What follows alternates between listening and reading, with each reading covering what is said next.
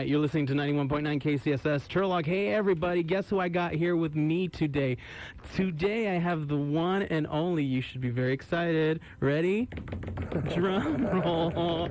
Moon Trent! Hi, everybody. Waka waka. Hi. Hey, man. You know, I never know what to call you. It's Moon, right? I can just call you Moon. Everyone calls you Moon. Okay, yeah, everyone knows you as Moon, Some right? people call me Nirma, but you know. Nirma? Yeah, we'll get into that later. I want to get into that now. Nirma. Okay, we'll get into it. It's an inside joke in my gang. Oh, okay. And the Nirma gang? Yeah, totally. The Nirma Midnight Gang. Oh, wow. A Nirma Midnight Gang. Yeah, all right, and the song we just played was Old School Dance, yeah? Yeah, and that was is from our Catbox compilation that came out in 2011, because we have that great label, Timmy Cat Records, and this was celebrating our releases. Oh, okay, cool. Yeah, so it's just a compilation of our little 20 years of Timmy Cat Records. Yeah, so man. First off, tell people what you do, because I know you as a singer and as a musician, but you do a lot of things. I just kind of promote music in general in the Central Valley now. Is what I like to do. I like to promote other bands. I book other bands at different venues in town. Right. And I run an open mic now. Yeah. So where's the open mic at? The open mic is every Thursday at the Brave Bull. Right. That's cool. I know, because they hadn't done that. And the Brave Bull has just been standing, man. Yeah. They've been around. 1974 is when it the really doors opened. Yeah. Wow. Same family owns it. It's amazing. Now is it so because times have changed. Sure. So it was always known when I was growing up as the gay bar. Right. As the gay bar, the only one. Yeah. That's right. Do you know if it started that way in the 70s or no? I'm pretty sure it did. Wow. If you go on YouTube, there's a great clip of the owner of the Brave Bull talking about it to the Modesto Bee. Right. The kind of Who's the not history gay? of it. No, they're not gay, the owners. It's Right. They They're ask smart. him why and all this, and he explains why he's got such a big heart for our community, and it's Right. wonderful. So, Yeah. So I like to support that place. They've supported us since 1974. Yeah. So that's amazing. 45 It years is. or something. 46. And I feel like people, that really is a spot they were nominated for a Mom Award for Best Venue, yeah. They were actually, this year. And I feel like they've been doing so many things, yeah, there's always something cracking. Yeah. They had the drag queens at the Climax, but then that's not around anymore. No. So now they've always had them there at the Brave Bull anyway. Every Sunday, the Brave Bullettes kick it out. How does one become a promoter for the Brave Bull? Just kind of hang out there. Just ask. Yeah? Promote, you approach them with an idea. Did you know them before already, or I no? kind of knew them. My partner knew them a lot better than I did. Right. He'd gone in there when he was younger. So they remembered him. Oh. So I went in and... For good purposes, I hope. Absolutely. And so I would go in and just say, I want a DJ. And they'd say, okay, you can DJ tonight. And then I was like, okay, I want to book bands once a month. And they were like, okay. Then I was like, I want to do an open mic night. So far, I'm 3 for 3. They've said yes. Really? To all my ideas. That's really cool, though. It's fun, because it's fun to have, a venue to play around with. Open mic is music. Open yes. mic, not Mic, comedy. No, it's comedy. Oh, is it comedy? Oh, yeah, what? absolutely. I'm going to go there, Are you Moon. kidding me? Of course it's go. comedy. I think I'm funny sometimes. I think you're hilarious. You should come down there. I might go. That'd be great. It's Thursdays. Comedy and music is the Yes. same night. Yeah, everything happens Thursday night. Okay. We've had musicians, we've had comedians, we've had me. I've even performed. Yeah. Believe it or not. Yeah. Well, you're a performer. But I hadn't for a long time. How long have you been performing for? Well, I started with that band Pale in 1991. That was my very first performance at Modesto Junior College. That was my very first show ever. And then, since 91. 91, so... Don't do that. Oh. Don't count. You're lucky I can't. You're lucky I don't know I saw math. your fingers and I I'm know. doing the same thing. But I'm thinking it's 28 years. Okay. So, is it 28 years? I'm thinking, but who knows. Yeah, we'll assume it's 28. Let's say. But, and that band that you were in, Pale... Yeah. correct me if I'm wrong, was signed to Warner Brothers? Was that what it was? Warner Brothers subsidiary called Kinetic Records. Okay. And we were signed for 6 months. Yeah. And then we were dropped. What is that? I mean, music has changed today, but what was that like? Because I think a lot of people hear signed, but what does that mean exactly? Well, they took us to a big studio in San Francisco where the Breeders had just finished their album, Last Splash. We were the next project. We got a whole week in there. We got to make 5 songs. And then it went back to Sire Records and Warner Brothers, and they decided that we were just not right. We were just too young. Really? And it was too young, really? Yeah, they thought we were too young because we were like 20 and 21 at the time. Oh. And they thought we were just too young to do it. And That's I don't know. I don't know what happened, but... Was that disappointing for you, for everyone? Yeah, really? I had moved to San Francisco. In the meantime, Dave and I packed up, moved to San Francisco. By the time that happened, I was already there, so I just kept doing music and started a new band. Right. Oh, that's cool. Yeah. Because you have not lived only here. That's right. I've lived around. In SoCal. Uh-huh. Were you doing stuff down there in SoCal, too? I wasn't doing music. I was auditioning for bands, but I never joined a band. Right. I never got to join a band until I moved back and met Paul Line, and that's when we formed Pale together. Oh, okay. So you went, that's right. You went there when you were young. I went there when I was like 16. Did you go by yourself? No. I went by myself. You went by yourself when you were 16? Well, actually, I ran away with a friend of mine, but by the time we got to L.A., I was by myself. You know what I mean? And she left after a week, and I was there for 2 years. Oh, wow. It was a great experience. I did. And then I decided I wanted to go to school, and I couldn't do both. So I came back to Modesto, went to Modesto Junior College, and that's where I met my partner. Yeah. We're still together 28 years later. That's so interesting. So, I mean, back when you went, you were 16 years old. Mm-hmm. And when you got there, like, have you been there before? Have you ever visited? No. So what'd you do? Did you hitchhike there or something? Basically. Did you really? Yeah. We had a ride all the way there, but I did not know this person. It was a hitchhike situation. I probably shouldn't have done it. Were you scared? In an excited way, I was scared. Right. Because I thought I would just stay the summer or something. I didn't know it would be 2 years. But it was great. And how'd you end up staying 2 years? I signed up to go to high school. I got a job at the pizza place. Okay. Shared an apartment with 3 weirdos and just kept doing it, How cool. It was cool. It was some of the best times I've ever had when I was a teenager, yeah. So when you went in, you just signed up to school, like nothing, like you just went in and signed up? You didn't need, like, signatures there was a couple signatures needed, but I did get into high school, and I graduated from I went to El Segundo High School. Okay, yeah, I do know that. Believe it or not. And then I graduated from Manhattan Beach High School. Oh, Manhattan Beach. Okay, cool. Miracosta in Manhattan Beach. So what was the reason for coming back? I wanted to go to college. Okay. And I couldn't afford to do it all. Out there? Yeah. And I was just like, I've worn out my LA experience. Let's go home. Right, yeah. And I'm from Denair originally, and I didn't want to go back to Denair. So Modesto was the next biggest city. Yeah. So I shot for Modesto. You went straight to Modesto. Yeah. And then I was in Denair for a little bit, and I worked here at KCSS. Oh, really? In 1989. I know. He's wearing a KCSS shirt, and I was like, I worked here in 1989. I did a jazz new age show just to earn my broadcast license. Oh, wow. I did it over the summer, 3 months maybe, in 89 or 90. I can't remember.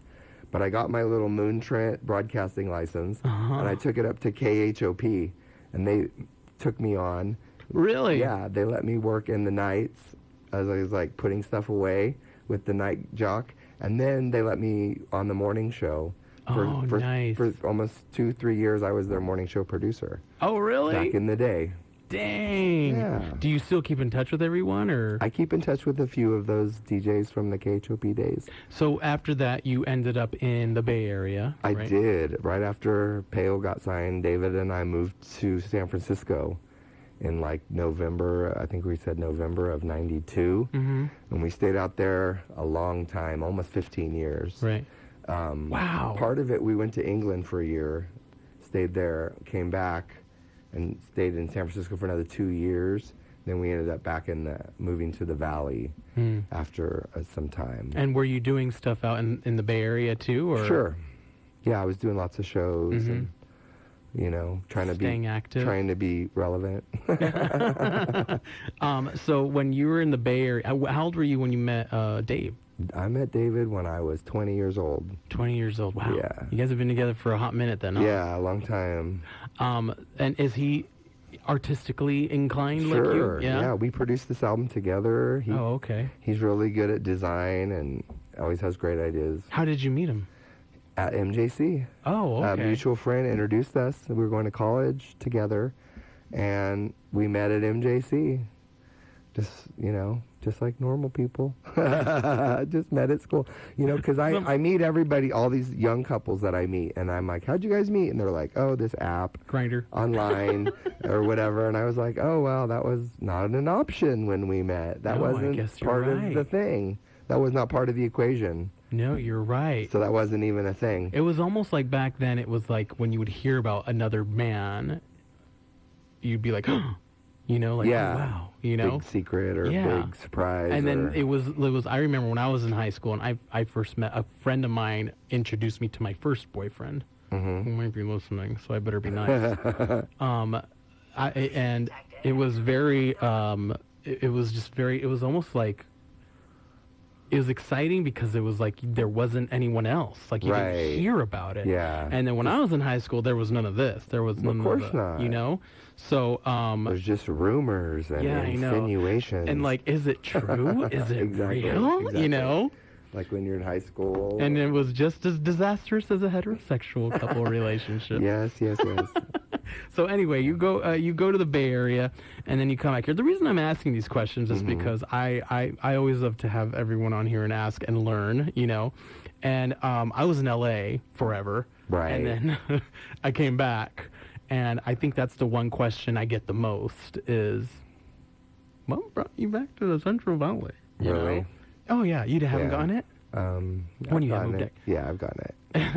And people want to know, and I just think I like living in the Central Valley. It's where I grew up. I've lived a lot of exciting places, done a lot of exciting things, but at the end of the day, I want to come home and be safe and sound in some place where I know something crazy is not going to happen. We're not safe anywhere, but, I feel safe in the valley. I don't know. So it's the safety. I don't know. I'm just talking on the radio out loud. Well, that's good. I think when people have asked me, I think now it's cheaper. It's cheaper. That's number one. Yeah, that goes along with the safety. That is number one. The cost of living is nothing to, it's terrible. Yeah, the Bay Area especially too. Yeah. But I think that when artistically, and this is one thing I learned in LA is, for me, you're like scratching for a gig, Absolutely. You're like hanging on, and then getting people to come to that gig. Yeah, please, don't even go there. And then you're just, if you get the gig, like for some reason I would book gigs and I would end up being the one paying, man. And I'm like, how is this possible? How am I paying? But I kept getting, money? Yeah, exactly. It was crazy, and like you said, people had to go watch your gigs, so it was really difficult. And that for me was like, okay, for an artist, what makes more sense realistically? Yeah, you can go, and times have changed so much too that you don't even really need to live in a city, right, to be able to thrive in it artistically. Yeah. Right or no? I feel with the internet, you can collaborate with people all over the world, kind of like what we do with the CD, and just people can email you stuff, and we're all connected electronically now. Yeah, we're all connected. Right. Whether we want to be or not. Are you tech savvy? Not really. I don't know. No. Dave says I can do good things with the computer. He says you're good at it. So I don't know. I guess I'm kind of good at it. Right. But like as far as like the promotion and stuff, because that's kind of a way artists get their music heard, right? Yeah. Promoting. Yeah, I promote it. I promote the heck out of it. How do you do it? Just all the social platforms. I make flyers, put them up around town, word of mouth. People that liked my other work, I let them know I'm doing more work, stuff like that. Okay, that's cool. That's about all you can hope for. I don't want to be too annoying. Really? I do. Like, I'm hearing what you're talking about. Your subject matter was if you're an internet social media addict, and I just don't want to be that. I'm on spring break from my job right now. Yeah. So I work at another job, and my screen time has gone up since I've been off on, you know how your phones will tell you how long you've been on it for a week? Yeah. I kept going down, like 11% down, 3% down. Now it's going up, because I'm off work and I'm playing on my phone. Right. So I don't want to do that, but I can see how the trap. Why don't I want to do it? I don't really feel like I'm getting that much done. Honestly, I'd rather get up and go do a live something, or meet somebody for coffee, or do that kind of a live exchange. Right. Does that make sense? Yeah, it does. Yeah, like what we're doing right now. Right. Well, I could be on the radio on the phone at my house talking to you, but I'm down here on this wonderful campus, the Valley's true alternative. And the voice of California. And I really love it. You Yeah. know, I think this is a great thing. I love this radio station. I am so glad it's still here. I know it started in 1975. I know a lot about this radio station. Right. So it means a lot to me that I'm even here today. Yeah. Because it's part of my past as well. Right. I think I have discovered friends about my age-ish and older we all think that way. It's more of like, it feels like a waste.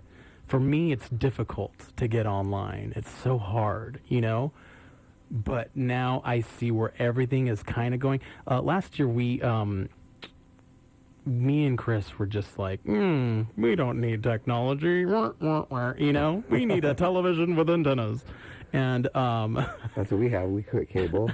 We quit cable, man. No. Everyone's all, what's House of Game of Thrones? I'm like, I don't know what that is. I'm sorry, I don't have HBO. I need somebody to tell me what House of Game of Thrones is. I love see it. how much I don't even know what the heck thing is called. But and then there just came a point where he was like, okay, look. He came home randomly one day and he was just like, I get that we're not all about technology, but he went to the store and some couple in Home Depot was in their like 70s, couldn't ring themselves out and the self-serve out, and they were holding up the line, and he helped them. Uh-huh. And they were like freaking out. And he came home on the wrong line. Right. And he came home and he was just like, okay, we're going to start doing this. Like, we have to educate ourselves. So, of course, I was like, I don't want to. But now we have, like, the doorbell apps and, like, the security and the lights in our house are all... It's all by your smartphone? Yeah. I feel like... Wow. Do you remember Short Circuit? I do remember Short Circuit. I loved that movie. That was so silly. Johnny Five. Yeah, so we had to kind of get on board. And when I have musicians and artists here, I swear, it is a thing. They come in with their phones, and they all ask me, like, can we do this? Can I do this? Some of them talk to their fans here. With their phone? With their phone live. They live stream it? They live stream it, and they're, like, talking, and they're like, hey, Should I what's have up? been doing that? I'm way behind the times, man. I could be here watching. Anyway. I mean, but I do think I believe, like you, that there's a definite amount of relevance when it comes to performing live and doing things live, Yeah. It's more organic, if you want to call it that. Yeah. Obviously, it's not. So do you find artifice. yourself making yourself busy constantly? Sure. I find stuff to do all the time. Yeah? Keep myself busy. What happens if you're not busy? Are you cool with that, or I'm fine with that. Yeah, if there's not something going on this week, I'm glad for the downtime, because Dave and I do a lot of stuff. We have a big schedule, big calendar. Wow. Yeah, we do a lot of stuff. So it's nice when we have downtime. It really is. Like, we have friends that come by, and we go see friends, and we're social. We go meet friends out for dinner and stuff like that. So we like to do things like that, but yeah, it's nice to just stay home and chill. Is it ever like extravagant, like go out and like party like it's 1991? Not in a while. No? No, not really. I like to have fun, but you know. Not party hard. Not really. Yeah. Not really. That's I hear it's interesting. We were just talking about this, and I hear you say that, and that sounds like such a lovely life. What you're saying. Oh yeah. Yeah, but I still have friends that are like, party. Wow. Let's go on a yacht, get trashed or something crazy. That sounds fun. Does it really? Yeah. Go on a yacht. Why not? So you do a lot here locally in the area. Where do you get? Well, first off, where do you get the drive from? Because you've been doing it nonstop, right? Pretty much. I have no idea. No. I have something wrong with me. Well, did you take after someone? Was there someone in your family that was like that? Nobody in my family. I really liked David Geffen. Oh, so when I was growing up, I okay. always thought David Geffen is somebody Interesting. that would be a great role model. Right. To kind of pace myself after or something. I don't know. Right. I thought he was a great guy. So people like that have created their own thing, have their own brand. Yeah. Calvin Klein, people like that, I've always admired. Right. And he's producer, right? David Geffen? Yes. He does all He the... did Geffen Records, Geffen that's right. He Movie, did all that that too. I stuff. forgot He about married that. Cher, I think, at one point. Did he really? I think so, and then found out he Weird. wasn't supposed to be married to Cher. He's supposed to be married to the drag queen. That's of right, Cher. the drag queen of Cher. You know that there's that Cher Broadway show. That's going to be amazing Yeah. when it comes to San Francisco. Oh, is it coming to San Francisco? Well, they better. Oh. Right. There's Yeah. that, and there's a Donna Summer one, too. I heard about the Donna Summer one. I think I'm more excited about the Donna Summer one. You are? Well, I love Cher, but I love Cher. I saw previews to it, and I was like, oh, I think I'm just drawn more towards the Donna Summer one. Okay. Are you a musicals person or no? Theater? I'm into musical theater, yeah. I've done some musicals, like out at Denair, the Golden Gaslight Theater. Growing up, that's all there was. So Yeah. I would do shows out there when I was a kid. But, yeah, I didn't see Cher in Mamma Mia, Here We Go Again, but, you know, I do like You need to musicals. watch that. I need to watch it. I've been watching all the videos on YouTube of her doing all the, ABBA. It's Yeah. pretty cool. It's pretty cool. So now, you've been doing this for long enough, do you feel like you look for the gig, or does the gig come find you now? It's a combination, because people do approach me with, can you do this, can you do that? And I usually say yes, but sometimes there's something I really want to do, and I call them and say, can I get in on this? And either they say yes or they say no. And that's basically how I roll, Yeah. you know? You don't Because ever... I've been trying to get on this interview for a minute, and our schedules were not colliding. And then a day came up, and I contacted you, and you said, yeah. Yeah. So here I am. Is that usually how it is with other people, too? Like, people Sure. are like, oh, wow. Sure. Okay. Yeah, we just make our schedules click. Yeah. I cannot stop looking at your hairline, and I'm so jealous. My hairline?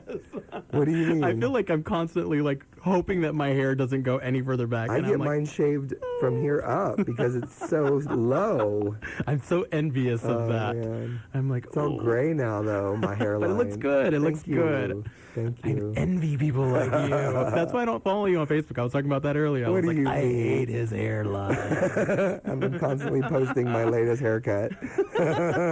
So how is it that you find artists to promote, or do they approach you, or how does that work exactly?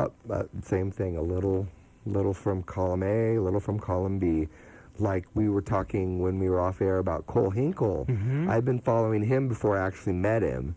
And then we met him, and we're like, oh my God, you're such a cool guy. Let's do some shows. And then they came out and did a show, well received, everything's cool, they're great.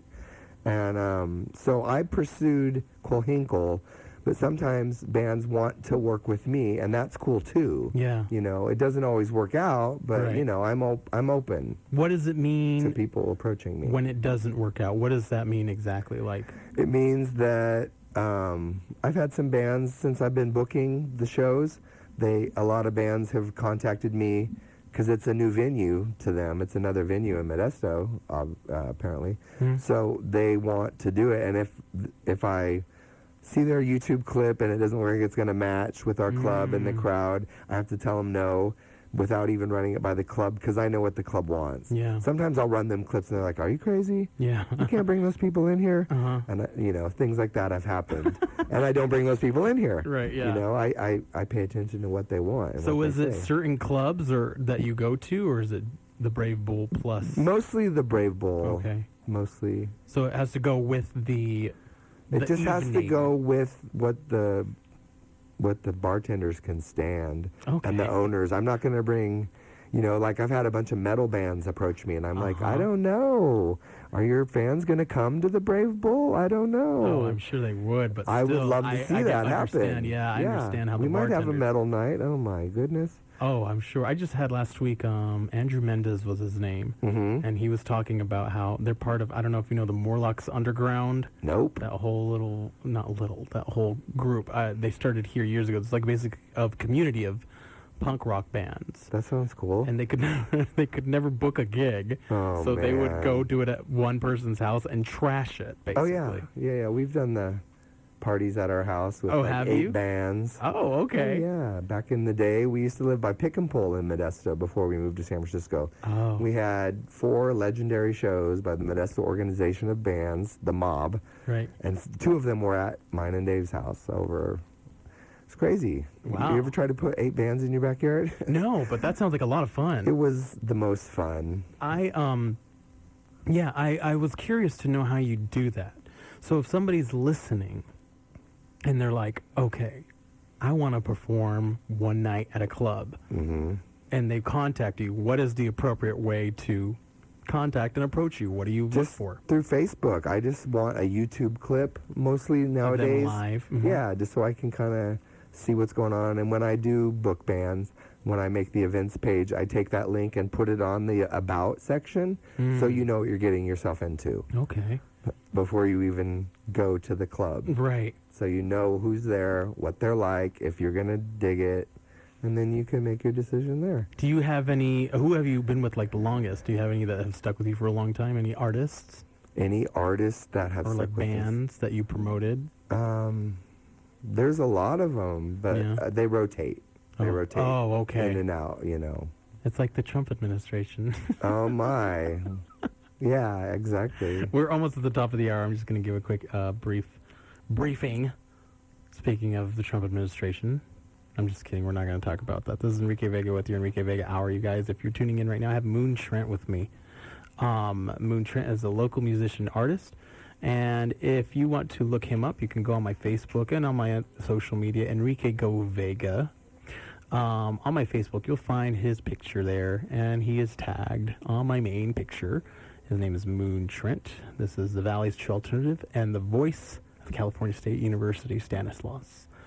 You have been with your partner for a long time, and I wanted to ask you about that. Okay. Because I'm kind of delving into, like, relationships right now. Okay. It's so different now, like you said. Right. We live in a very fast-paced, quick,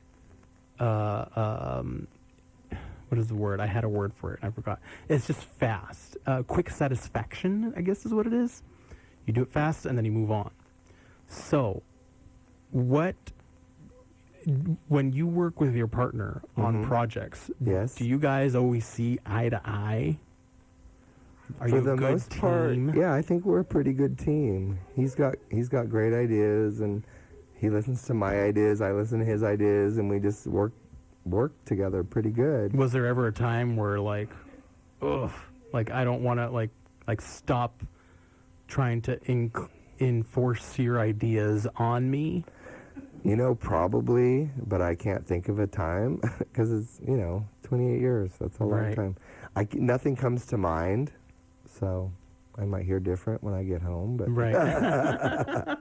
maybe I'll have him on the show. I'm just playing. No, actually, we work pretty well together, and he has been great in supporting me in my musical endeavors and everything like that. Oh, okay. He's always really been very supportive in everything I do. What is that? The secret to it? Support? Yeah, you have to have people that believe in you, and you have to have friends that believe in you and that you believe in. Yeah. I'm always very fascinated by couples who work together. My partner and I could not before. work together. Yeah. No, we couldn't. Mm-mm. It was too difficult, you know? And just because there was so much going on up here and in here, we needed a lot of therapy individually. Right. Individual therapy, you know? Now we're getting there. We're getting to a point where we're like, okay, we can collaborate creatively. And there's some things that we could, and there's some things that we couldn't. So I'm always very fascinated. Another band that I've had here was, they used to be You and Me the Duo. Me and You the Duo. I don't remember their name, their new name. Us for Love is what they are now. Okay. Do you know them? No. Oh, okay. And they perform together, and it's amazing to me how they've just consistently like been performing and not had to like bump heads. And they're a couple? Yeah, they're a couple. Yeah, it happens. You know, sometimes you can make that happen. Yeah. And it is rare because for whatever reason, it is very rare. But you guys continue to work on all this together. Oh, right? yeah, definitely. Like, I'm working on those 2 albums that I brought in. He helped me produce both of those. Okay. That's the Silver Giraffes album, and that is my most recent, the Undercut album. Oh, okay. And I was going to have you play one off the Blue album. Okay. There. We could go ahead and do that right now. Did he make the art here? No. Oh, he did not. Somebody else did the artwork for me. All right. You like it? I do like it. Isn't that fun? Yeah. And somebody else did that one too. And Same person did this? No. Oh, 2 different people. Yeah. How do you find... I go to different artists. Just people that I admire. I like their other work. Sometimes I ask for works that are already, have already been used. I'll say, can I use that on an album cover? And they'll say, yeah, or sometimes like that. He created the Catbox Cat for us. Oh, okay. And the Silver Giraffes cover was created for me. The Undercut album cover was already in existence. Thank you. What is this right here? That's the bottom of a pool in YMCA in San Francisco that's been emptied. Oh. And they let me do a photo shoot in there with Mona Long, who used to work with Anton Corbijn, doing all the big shoots for like U2 and Depeche Mode and all these really amazing groups. So I got to work with his assistant on a photo shoot in San Francisco. Very cool. If you guys get a chance to check out Moon Trent's music, you can. Where can they get this album at? Online? All the albums are on iTunes. Okay. Every one of my albums. Okay. They're on Spotify. They're on YouTube. Everything. Okay. That you can think of. And which song are we going to be playing? Number 4. Number 4. You look like a Eurythmics fan.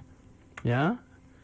All right. And then I want to know I want to know the backstory to this as soon as we're done with it. You guys, if you're just tuning in, I have Moon Trent here. We're going to be playing one of his songs, and we'll be back on the air here shortly. Thanks for tuning in. All right. If you are just tuning in now, we have Moon Trent here joining us, and he just played a couple of songs for us. One of them is You Look Like a Eurythmics Fan.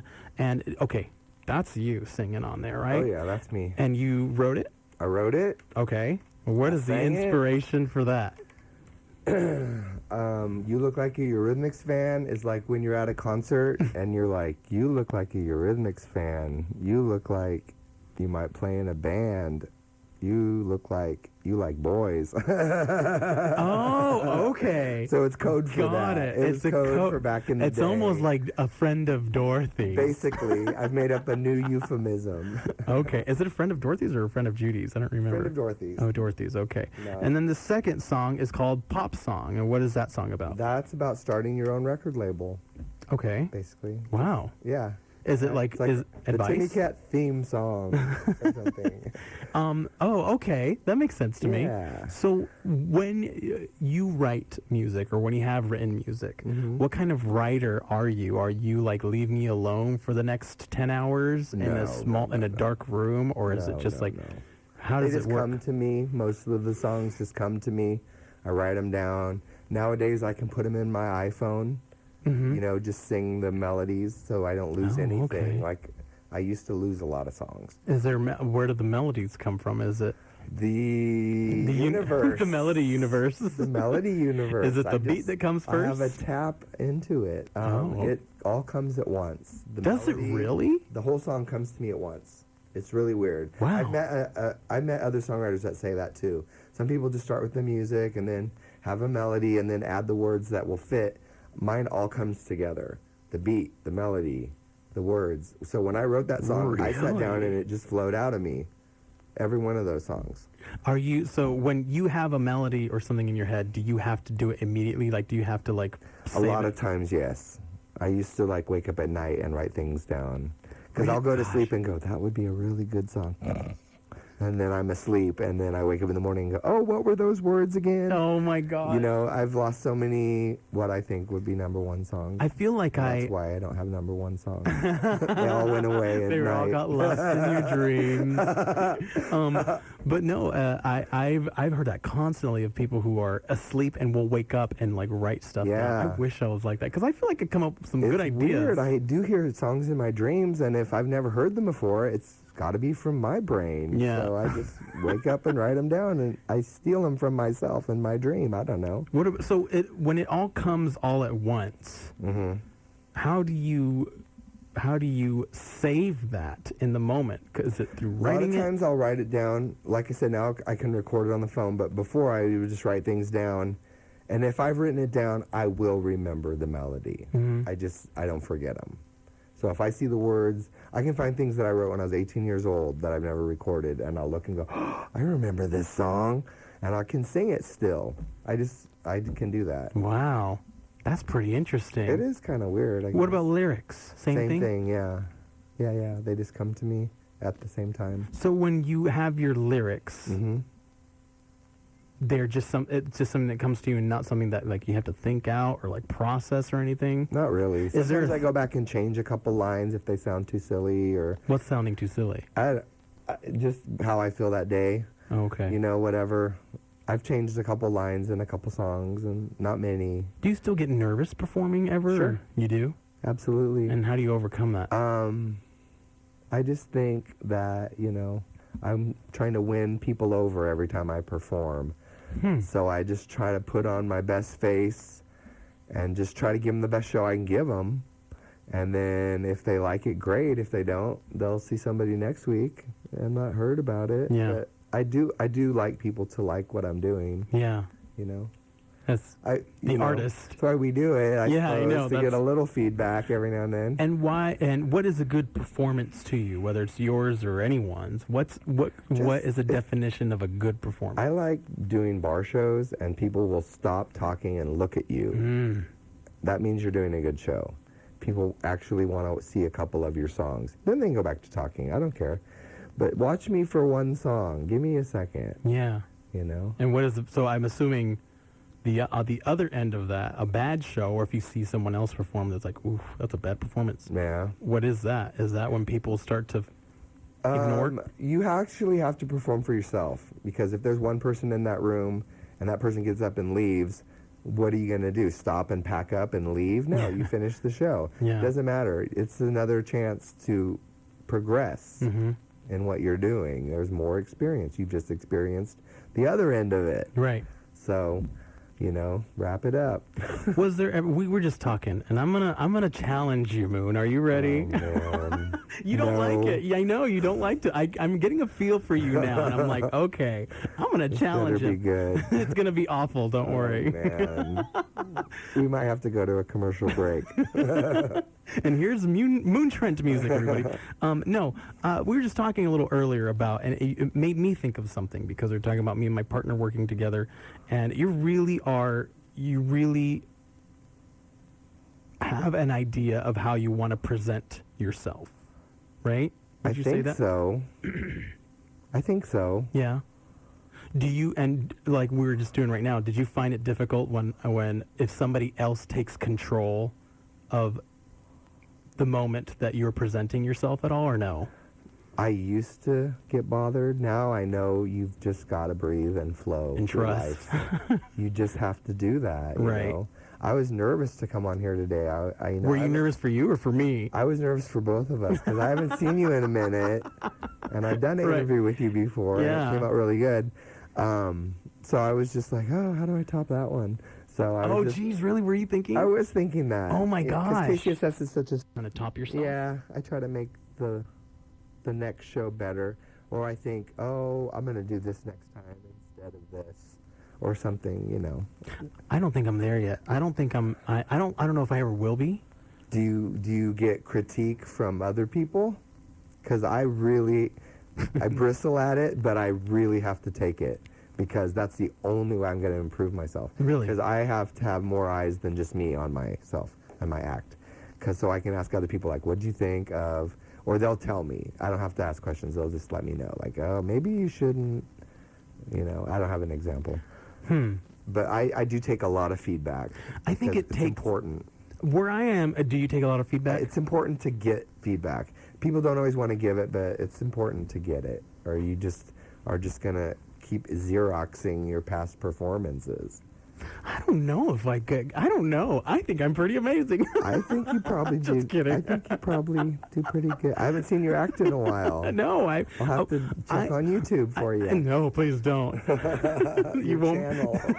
I think that I remember years ago there was I used to perform live in Hollywood every Friday at this place, and my friends would go, and like I would immediately, and I that's when the first time I ever realized it. I always asked every single time afterwards, "What'd you think? How was it?"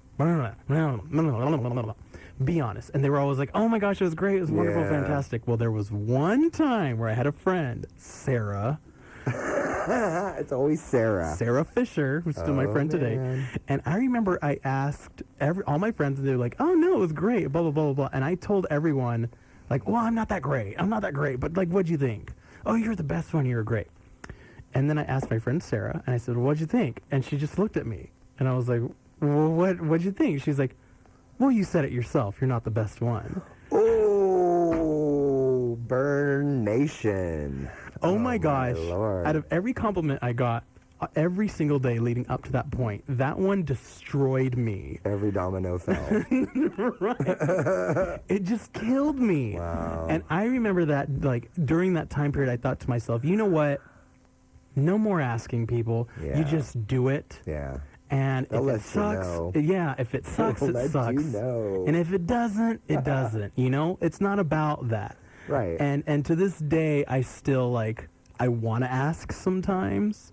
Totally. But then in the end, and I also, when you talk about criticism, I like to ask people who, like you, I could do something, and I can ask you, because I know you've done stuff. Mm-hmm. You know, and I give a little bit of credit to that. What I like nowadays is YouTube, because strangers are watching my videos and leaving comments. Yeah. People I don't know. Sarah Fisher, no. It's beyond that now. So I'm going to tell her. It's into people that I don't even know, which is kind of cool. You know, I was looking at my YouTube channel the other day, and I have almost 2 million views. Right. That's ridiculous. Wow, that's a lot. Who are these people? I need to get on your YouTube channel. Who are these people? And it is because I put a lot of other bands, and they tell their friends about their clip on my channel. Right. And then they go, well, what else is on this channel? So I get a lot of views. Yeah. It's amazing. YouTube has been the best. What's your advice for performers? What is My advice? Yeah, what is the one thing every performer should carry? Like, what's the one thing? Mace. Oh. No, I'm kidding. I have 2 of them. Pepper spray. No. You should carry your head held high. Carry your head held high. What does that mean? Make sure that whatever you're doing is the real deal. The honest you. The honesty. And you can't help but succeed. Mm-hmm. Just be yourself, and, you know, if you believe in what you're doing and you like what you're doing, you're going to do it no matter what. Right. If it's important enough to you. Yeah. If it's not, don't do it. Don't do it. Why would you bother? You've done this radio show for how long now? Oh, a long time. A long time. Girl, I was going it's through been your a page, long time. and I was like, he is an amazing interviewer now, because he has stated his craft. Yeah. He has done this every week for hours and hours and hours and hours and hours. So what you're doing is really good. So, you know, same thing applies to performers, and you're one yourself. You just have to stay at it. Stay at it. I would say. And be the best version of thyself. Interesting. And be constantly able to reinvent yourself. Don't get stuck in a rut. That's good advice. Stuck. You know, like, I know this sounds silly, but Madonna, every time we see her, she looks like something different. Yeah. It's that easy to have an attitude change and just be reinventing yourself all the time. Instead of following the rules. And following the trends. Yeah. I'm really sick of seeing some things like just the same over and over. I understand. So, you know, I'm trying to do something different. My partner and I were listening to the top 40. Wow. It's tough. It is tough. It's a tough top 40. It's really hard to get through the Billboard Top 40. I read it and I'm like, who are these people? Right, yeah. Are they famous? Are they? And it's just, I'm out of touch with that. Yeah. I don't want to hear that anymore. Do you think as a musician, and I've gotten this critique before, do you think as a musician you're supposed to be in touch with that or no? Oh, I don't know. No? Honestly, I've been in touch. I've been out of touch. I've been, you know, it just depends. There's a couple songs that make it through the cracks that I really like that are modern, but yeah, you know, most of the stuff I hear, it's just not my style. Mm-hmm. Yeah, and that's fine too. It's somebody else's style. You know, maybe my records aren't somebody's style, but they like this other stuff. You know, it's just opinions and choices and how you feel about everything. You lived in Denair. Yes. And when you were 16, you left. Mm-hmm. Last question, and we're going to listen to your song. Okay. What advice would you give 16-year-old Moon Trent before he got on whatever, hitchhiked? I don't know what you got on first, a car, a train, or by foot. Right before you stepped out the door and you left, what advice? You stop yourself and say, hey, before you head out, I have to tell you this. What would it be? Really? Yeah. Is that what? Oh, that's what it would be. Huge question. No, really? That would be a good answer. You grab yourself and say, really? Really? Honestly, I don't know what I would say to that kid, except maybe you should have done it sooner. Should have done it sooner. I don't know. That sounds really silly from a 16-year-old to say do it sooner. But I was ready to bust out of Denair. Anybody that's listening that knew me back in the Denair days knows I was ready to bust out. So you would say what? You're doing the right thing? Or go for it? Or yeah, go for it. That's what I would tell myself. Go for it. Okay. Because it turned out okay. For the most part, turned out okay. Okay. You know? Yeah. Wow. Turned out okay. That's a good... I was scared, but yeah, I'm not scared anymore. Nice. So to all the 16-year-olds out there. That's right. All right, we're going to listen to one more song. Cool. Which one was it again? Number 9, you said, right? I think so. David All Day? David All Day. Oh, yeah, I want to hear this one. Well, before, because we're going to say goodbye right now, but what is this song about? It's because I'm a big romantic. What do you think? Oh, I just think There's a trilogy of David songs on this Undercut album. Oh. And one's Adore More, one is David All Day, and one is When David is Sleeping. Oh. Maybe we should play that one. I'll play any of them. Yeah, that one's better. When David is Sleeping, is that 11? Yes. Okay. And is this just literally about when David is sleeping? Yeah, it's a lullaby I wrote for him. Oh, gosh, I should write something for my man. Yeah, you or should. He should write something for me. Okay. Even though I'm not. I wanted to write him a song to put in a music box. Oh. So that's what this is. Get the I'm Kleenex. gonna start crying. Well, we're gonna say goodbye with this one right now. So before anything, why don't you go ahead and tell people what you have coming up right now? Well, open mic night's Thursday. I'd love to see you guys. And where can people find you online? Look up Moon Trent on Facebook. Moon Trent. That's pretty easy, huh? Pretty easy. Are you on anything else or just Instagram that I don't update very often? Okay, so Facebook then. And Facebook. Okay. MySpace. I'm kidding. Oh. Friendster for Nirma. Nirma's on Friendster. High five. We met on Friendster. Okay. And every Thursday, 21 and over, I'm assuming, right? Yes. 21 and over at the Brave Bull. Guys, if you are interested in open mic night, I think I'm going to go out there. I think you should. I should. I will look for you. Oh, my gosh. Me and Chris can go, and I can try to be funny, and you could be a great friend and laugh at all my jokes, even though they're going to be And video horrible. you and put you on my channel. Yes, and humiliate me. Just humiliate me. Right on. All right, guys, thank you for tuning in. This is Enrique Vega saying good evening, top of the eve to you guys. I'm going to be here next week with somebody else. I can't remember off the top of my head who it is. But thank you for joining me this week. And as always, you can find me on my social media, Enrique Go Vega. That is Enrique Go Vega on Instagram, Facebook, Twitter, Snapchat.